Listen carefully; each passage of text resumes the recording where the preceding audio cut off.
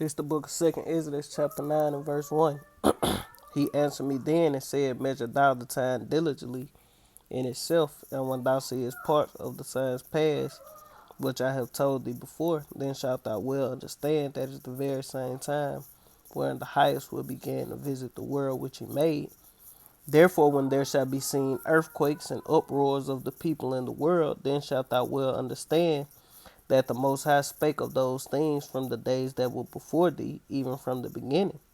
For like as all that is made in the world hath a beginning and the end is manifest, even so the times also the highest have plain beginnings and wonderful and powerful works, ending in effects and signs. Barakatah Yahweh.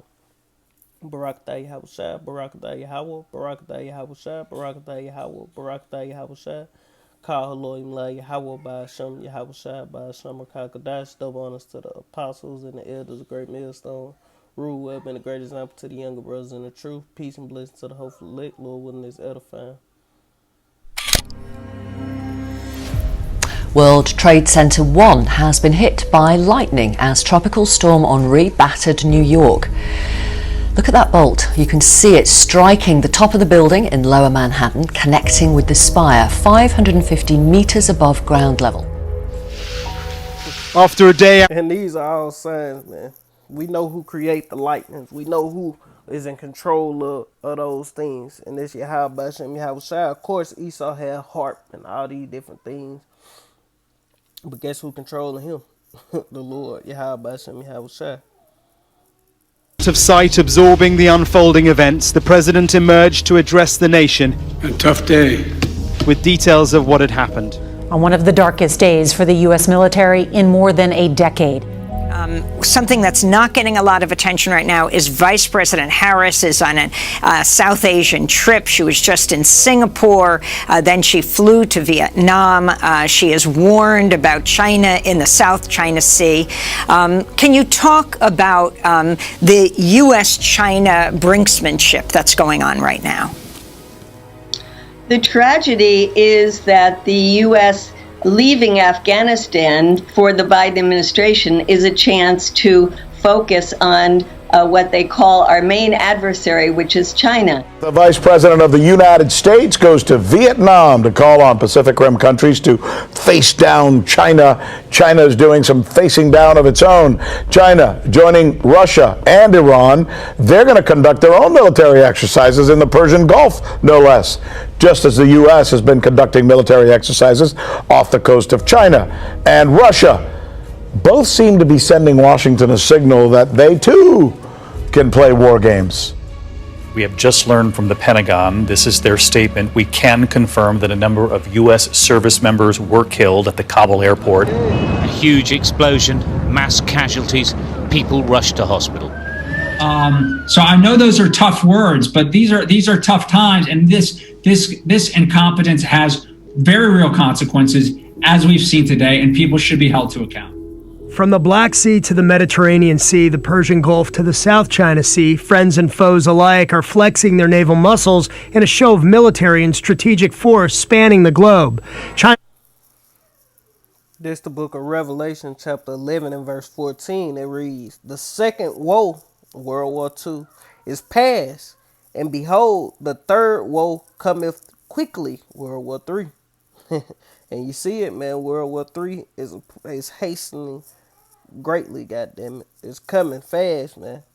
You know, but we know World War III, they can do as many military drills and whatever they want to do as much as possible. World War III ain't gonna come until what? The MOTB is implemented in the earth, man. The hour and temptation is gonna come upon the whole world to try them that dwell upon the earth, man. So you shouldn't even be worried about World War III, because all that is this. Let's get it real quick. In the book of Matthew.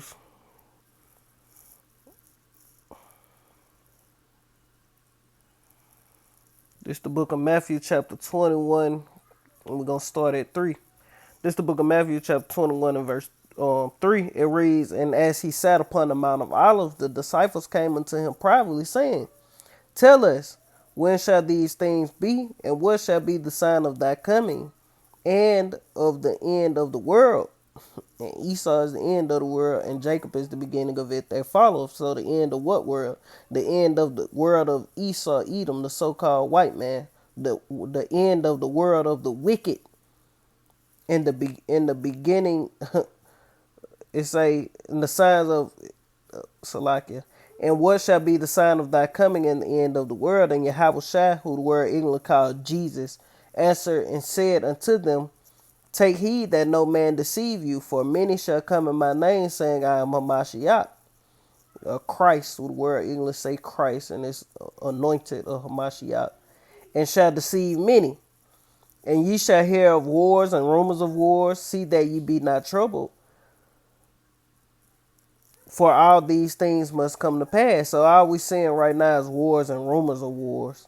You know, little proxy wars, not really nothing that's going to start World War III. And World War III ultimately is them nukes flying. Because this last war is going to be with nuclear missiles, man.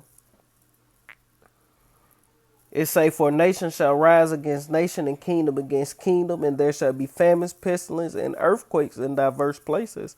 All these are the beginning of sorrows. So we are in the beginning of sorrows. Launched a series of naval exercises Tuesday, including live fire drills in the South China and Yellow Seas, ahead of the so-called Quad Alliance's upcoming naval drills later this week.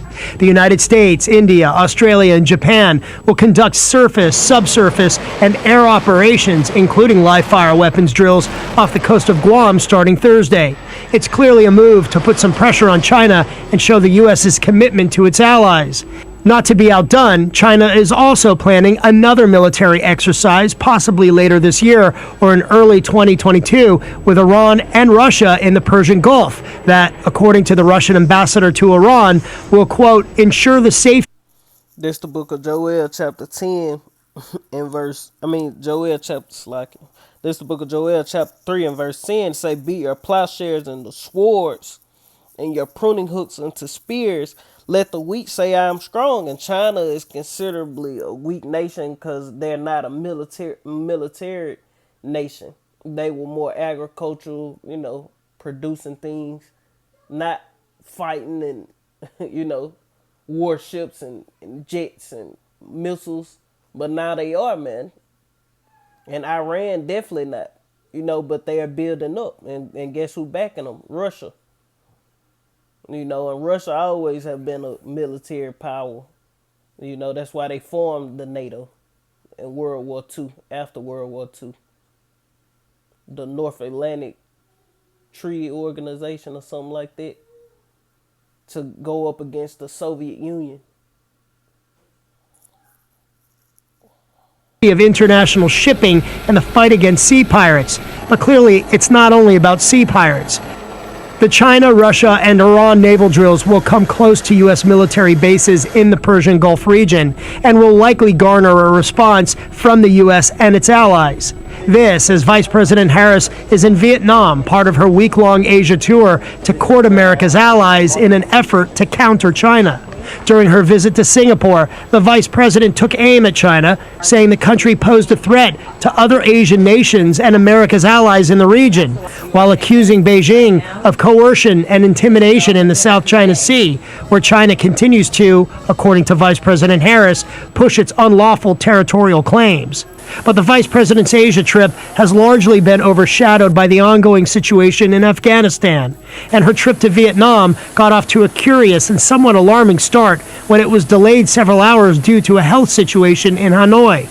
The U.S. Embassy there released a statement reading, quote, earlier this evening, the vice president's traveling delegation was delayed from departing Singapore because the vice president's office was made aware of a report of a recent possible anomalous health incident in Hanoi, Vietnam. After careful assessment, the decision was made to continue with the vice president's trip. The term anomalous health incident is basically the U.S. government's code word for the Havana syndrome, a neurological condition defined by dizziness, nausea, migraines, and memory loss, among other symptoms. It got the name after American officials based in Havana, Cuba, first reported experiencing the symptoms back in 2016. And since then, there have been dozens of other cases, more than 200 and counting, of U.S. State Department, CIA, and embassy personnel and other U.S. diplomats and officials reporting it in China, Russia, Vienna, Austria, and most recently, Berlin, Germany. At least 2 embassy staffers reportedly were sickened by these same symptoms and will at some point reportedly be medevaced out of Hanoi for treatment. Vice President Harris's spokesperson said the delay had nothing to do with the VP's health, but so far, the vice president has said nothing about the possible Havana syndrome health scare in Hanoi. Tell me about what you make of U.S. officials warning the public, warning explicitly over and over again in recent days that an ISIS-K attack, ISIS Khorasan attack at the airport, targeting U.S. personnel, targeting civilians, just like we saw today, that it was not only a threat, but that it was a severe threat and an increasingly likely one. It seemed to most of us that ISIS just came out of nowhere. We've been looking at this situation as United States versus Taliban. All of a sudden, we've got a third entree coming into this. Why did ISIS do this? What are they trying to prove? I think that it was probably something that they've been working toward. They basically want to tell Taliban, look, you might think that you run the government, but we are actually in charge. There is a tremendous difference, disconnect between Taliban and Esau and his CIA operatives got their hands in on all these different little groups and all this shit just to keep your eyes on what's really going on, man. All the things that had the world is a stage, goddamn. And it's all a play to keep you focused on what they want you to pay attention to and to the point to what. Because this shit then slipped out the window. They ain't talking about this no more, man. Too tough. It was just to keep people's eyes on that at the moment. And the same thing with everything else. They're going to keep your eyes on this. Don't pay attention to what I'm doing right here. You know, it's a distraction. ISIS. They don't like each other. Taliban actually is more moderate than ISIS, and that's why you saw today reports that that's it. Pardon me for interrupting, but I was taken by your words. ISIS, you say ISIS is telling the Taliban, you think you run this country? No, you don't. We run this country, or will soon. And this tells you with certainty that Taliban will be unable to control ISIS or Al-Qaeda attacks on U.S. interests. Then I have to ask you the following question. If that's true, when the U.S. commander today took to the microphone and said, we are working with the Taliban, it kind of makes sense. It does in this case because Taliban has an ulterior motive. They need recognition. They need international recognition. They need funding desperately. U.S. has cut off $10 billion right now. They need money. So they really are a common enemy. They are a common enemy. Yes, they are, for the most part. For both the United States and the Taliban, ISIS is a common enemy. That is correct. Interesting. Wow. But think about what we're telling our viewers tonight. We were at war with the Taliban for 20 years, and just a week and a half after we're done with the war, now we're siding with them against another enemy. That sounds crazy, even if it does make sense, as you just explained to us. Much of the Louisiana and Mississippi Gulf Coast is bracing for what could be a major hurricane this weekend. Tropical storm Ida is moving toward the Gulf of Mexico and is expected to make landfall on Sunday. Tonight, a new tropical storm has just been named, expected to become a powerful hurricane headed toward the Gulf. In Tennessee, after that record-breaking rain and a devastating... Tonight, new images of the catastrophic destruction in parts of Middle Tennessee. Henri, the first tropical storm to hit the region in nearly 15 years. Henri trounced through New York City Saturday night with a torrential rainfall, setting a record for the most rain in a single hour with nearly 2 inches. The downpour forced a halt to the star-studded homecoming concert in Central Park. Please seek shelter for your safety.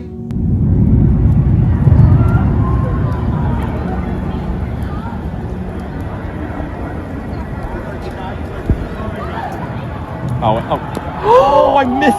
A lightning bolt hit the top of the monument. Officials who work there say the strike actually damaged the monument's electronic access system.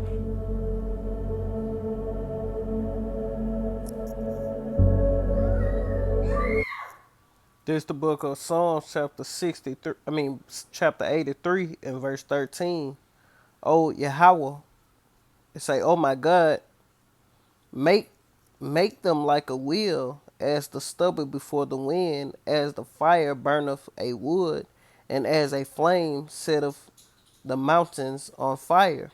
So persecute them with tempests, and make them afraid with thy storms. Fill their faces with shame, that they may seek thy name, O Yahweh, by Hashem Yahweh Shai."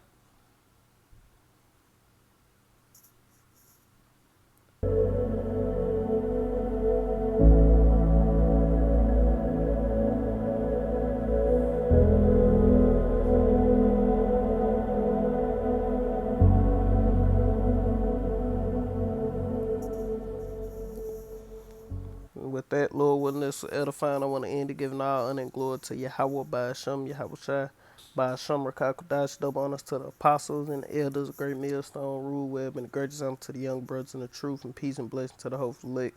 Shalom, Kwam Yashala, Abba, Shalom.